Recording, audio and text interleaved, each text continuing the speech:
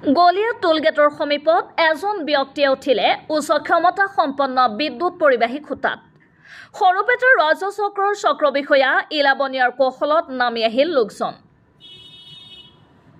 গলিয়া টোলগেটৰ সমীপত এজন ব্যক্তিয়ে উঠিলে উচ্চ ক্ষমতা সম্পন্ন বিদ্যুৎ পৰিবাহী খুঁটাত।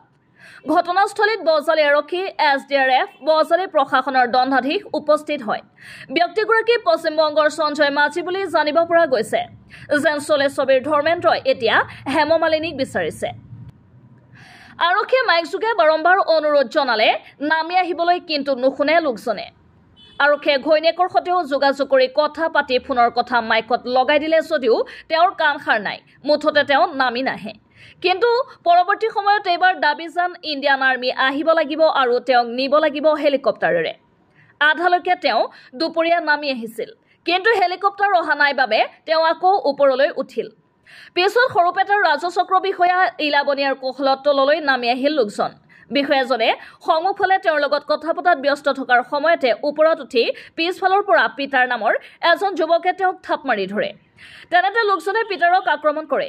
লগে লগে কেইবাজনো SDRF বাহিনীৰ জোৱান গৈ তেওঁক তললৈ নমাই আনে। অৱশেষত 8-9 ঘণ্টাৰ পিছত বহু ঘাত প্ৰতিঘাতৰ অন্তত সঞ্জয় মাঝিক উদ্ধাৰ কৰা হয়।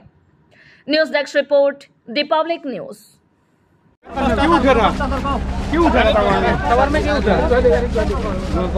गाड़ी तो खोल चले को उल्टा बड़ा बोल रहा है ना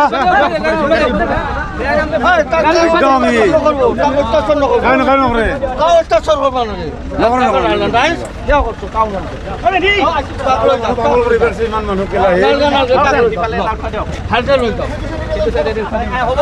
হ'ব ভালকে বেছি দিব ইয়া নাই নাই তার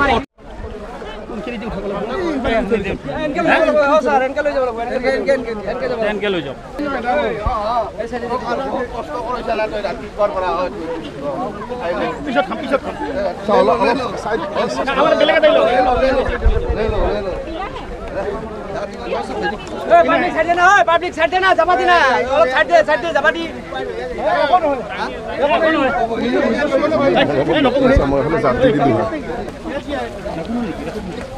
আনি নিব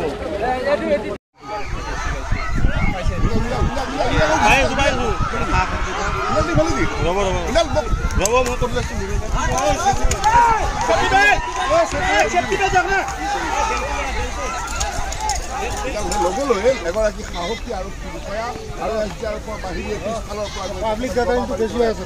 গবামাৰি ধৰা এই ক্ষণত সেই লোকজনে কিন্তু পিছফালৰ পৰা লোকজনক আক্ৰমণ কৰিব খুজিছিল।